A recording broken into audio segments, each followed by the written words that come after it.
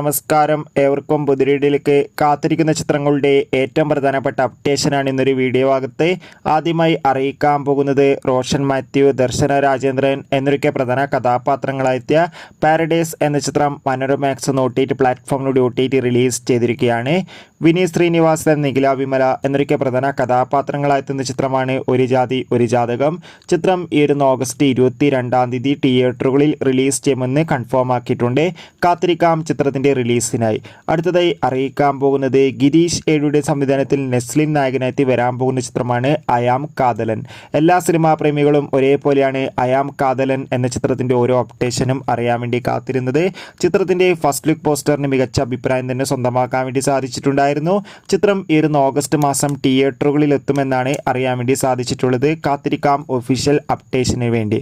മമ്മൂട്ടി, അഞ്ജന ജയപ്രകാശ് എന്നൊക്കെ പ്രധാന കഥാപാത്രങ്ങളായ ചിത്രമായിരുന്നു ടർബോ. ചിത്രം മികച്ച വിജയം തന്നെയായിരുന്നു. ഈ ഓഗസ്റ്റ് 9 സോണി ലീവ് എന്ന OTT പ്ലാറ്റ്ഫോമിലൂടെ OTT റിലീസ് ചെയ്യും.